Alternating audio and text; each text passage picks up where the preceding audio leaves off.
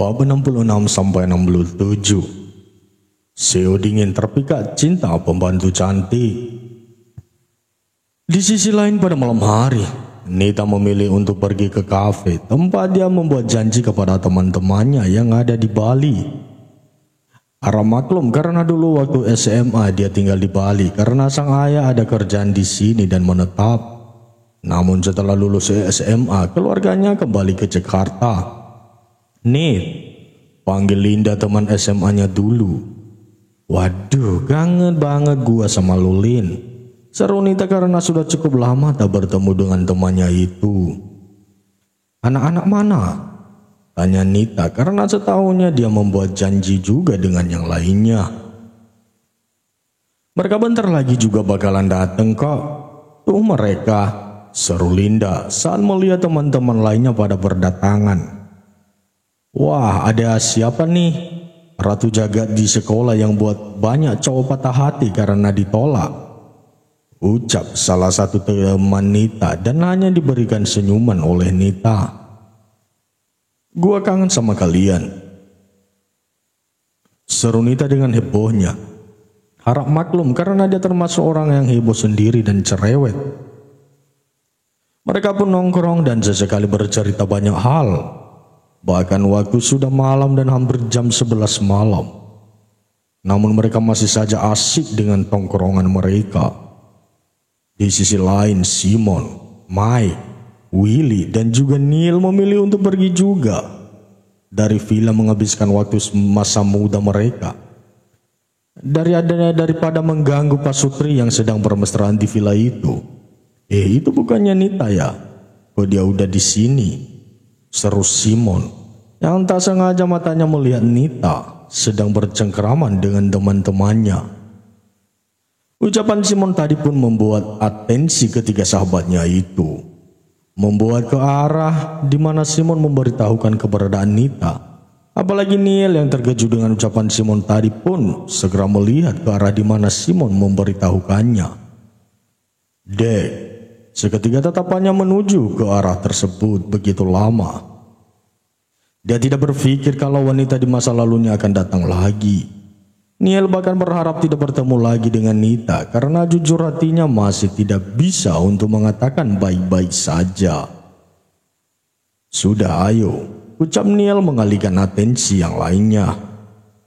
Melihat Neil yang terlihat cuek dan bodoh amat pun membuat Simon, Mike dan Willy saling pandang-pandangan.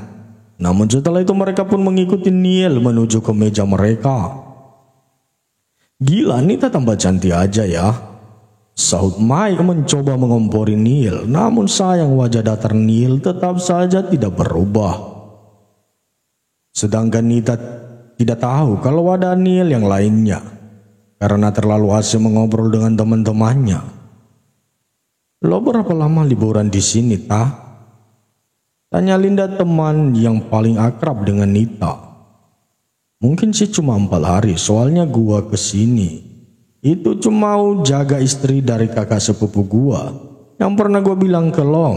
Dan gua juga langsung terbang ke Amerika sih 1 minggu kemudiannya. Jawab Nita membuat Linda murung. Dia masih sangat rindu dengan sahabatnya itu. Lo mah kalau ada waktu sering-sering kali mau ke Bali, ucap yang lainnya. Ya, kenapa nggak kalian aja coba yang ke Amerika? Nanti gua ajak jalan-jalan di sana. Jawab Nita. Lu kira biaya ke Amerika cuma 10.000? Enak banget tuh bibir ngomong, sahut Linda. Dia saja harus kerja keras buat makan sama bayar cicilan rumah. Dengan enaknya Nita malah menyuruhnya menghamburkan uang begitu banyak hanya untuk menjenguknya di Amerika. Ya siapa tahu kalau pingin, jawab Nita dengan senyum di akhirnya. Malam semakin larut dan Nita sekarang sudah berada di villa.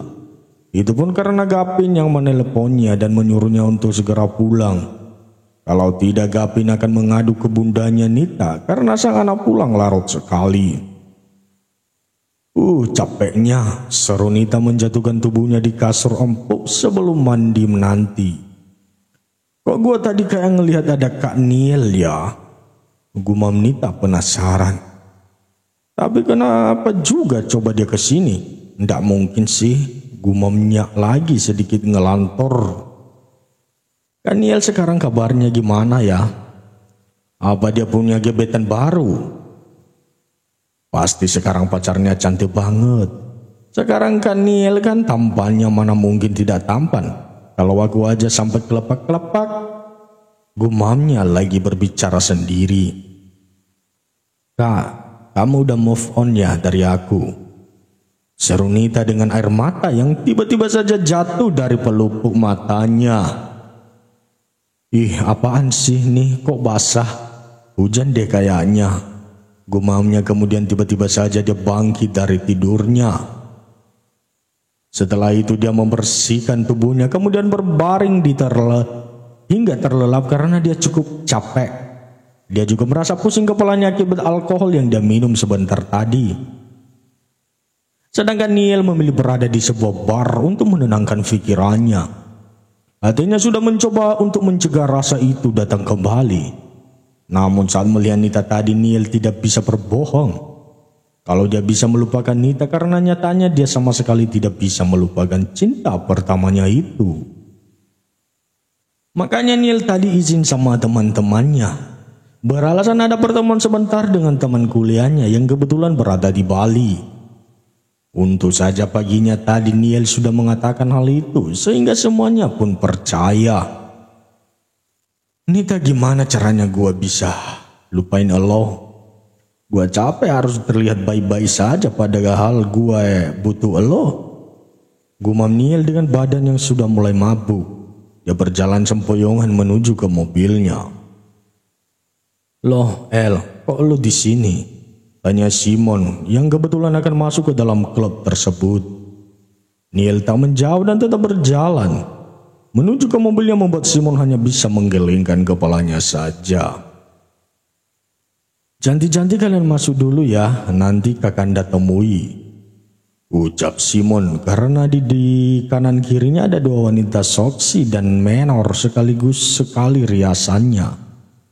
Setelah dua wanita itu pergi, Simon pun menghampiri Niel dan mengajaknya untuk pulang. Karena bisa sangat berbahaya jika Niel tetap bermaksa untuk pulang sendiri.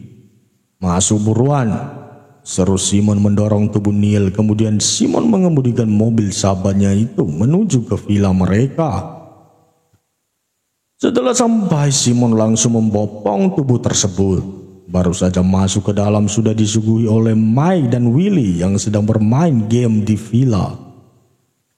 Bantuin, seru Simon karena melihat Mike dan Willy yang hanya diam saja melihat dirinya. Lah, kenapa tuh anak?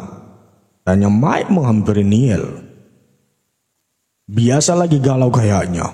Bawa ke kamar deh, gua capek bopong dia dari tadi, seru Simon. Lah, terus lo mau kemana? Katanya capek, tanya Willy. Ya baliklah, gua ninggalin dua mangsa soksi gua, bantuin bang nganterin tuh anak. Udah bye, serunya kemudian menghilang dari balik pintu. Bab 67. Keesokan harinya Kira sudah berada di ruang televisi.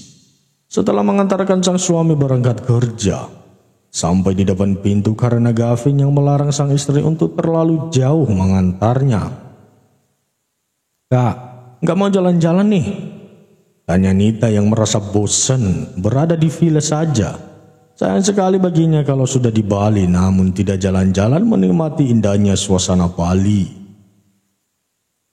Tapi aku belum izin ke Mas Gavin, jawab Kira karena tidak ingin membuat sang suami khawatir nantinya. Apalagi dia sedang mengandung besar. Kakak izin aja ke Kak Gavin buruan pasti dibolehin. Emang gak bosen apa sih di villa terus? Seru Nita mengompori kakak iparnya itu. Ya sudah bentar aku telepon dulu Mas Gavin, saut Kira karena Kira merasa kalau suaminya itu masih di jalan. Dan semoga sudah sampai sehingga teleponnya diangkat.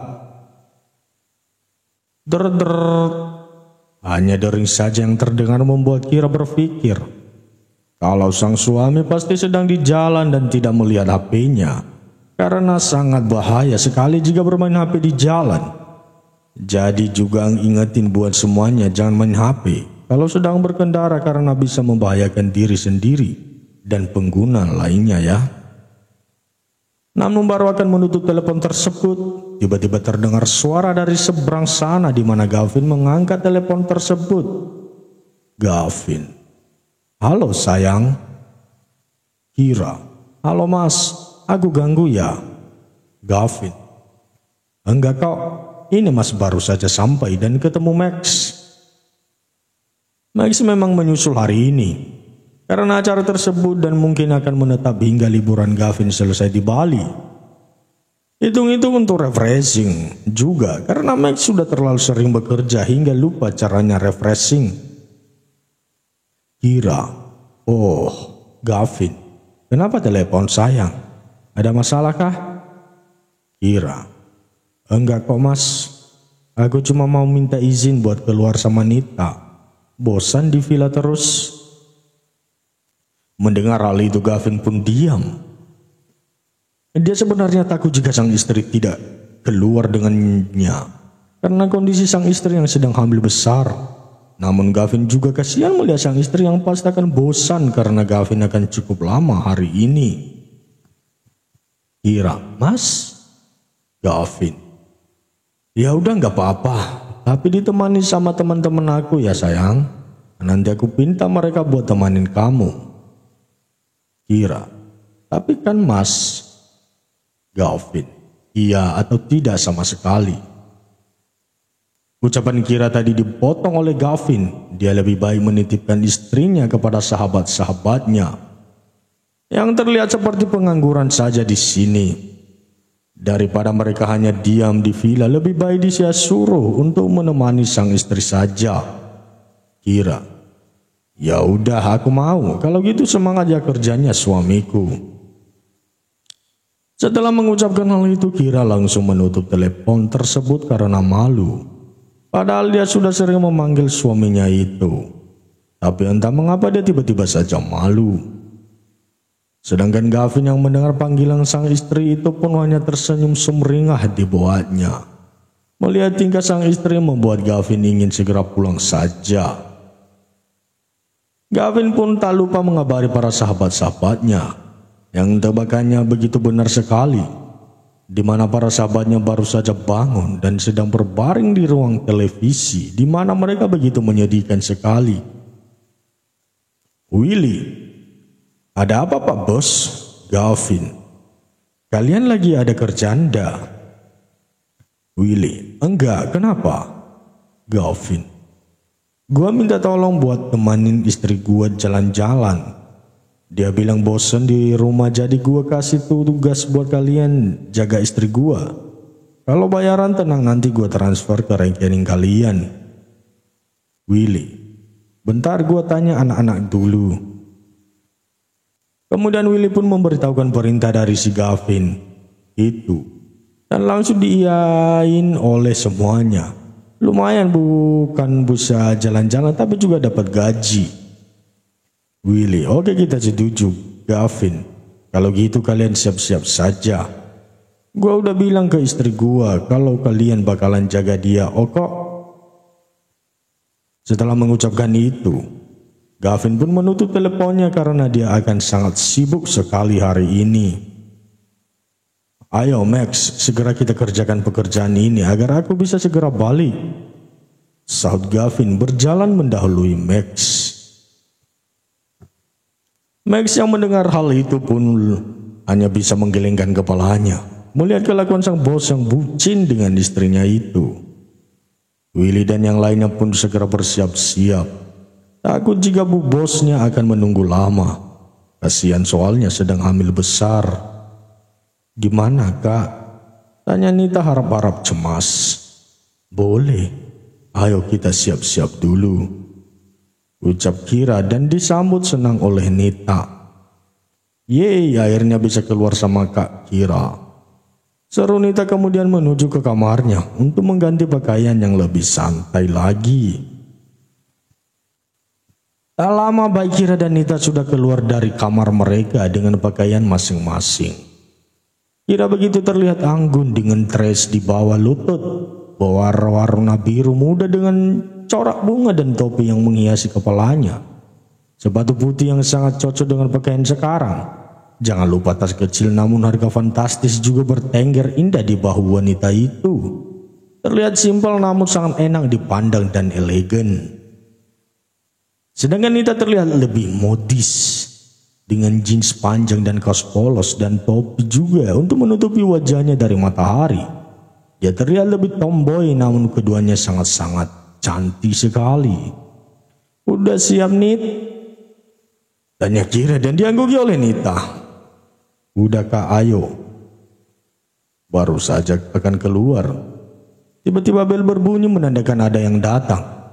Kira sudah bisa menebak pasti itu sahabat-sahabat suaminya. Namun tidak dengan Nita yang sama sekali tidak tahu kalau sahabat kakak sepupunya itu ada di sini. Begitupun dengan 4 pria itu yang belum sadar kalau Nita sudah berada di sini. Ceklek, Kira membukakan pintunya menampakkan 4 pria yang sudah tampan dengan pakaian kasualnya. 4 pria itu terdiam di tempat karena melihat wanita di belakang Kira, siapa lagi kalau bukan Nita. Begitupun dengan Nita yang bengong melihat ada sahabat-sahabat dari kakak sepupunya itu. Apalagi ada pria yang coba untuk dihindari itu. Takdir apa ini? "Kalian kenapa pada diam sih? Ayo kita jalan-jalan," seru Kira karena dia merasa hawa di sekitaran sini tiba-tiba terasa aneh. "Loh, Nita di Bali?" tanya Mai seperti orang bodoh saja. Padahal kan Gavin waktu itu bilang kalau Nita akan datang. "Hai kakak-kakak semuanya," sapa Nita berusaha terlihat biasa saja. Ya, walau ada rasa dak-dikduk rasanya di dadanya. "Hai Nita," balas semuanya. Tapi tidak dengan Niel yang malah hanya diem dan sesekali melirik ke arah Nita yang juga sesekali melirik ke arah Niel.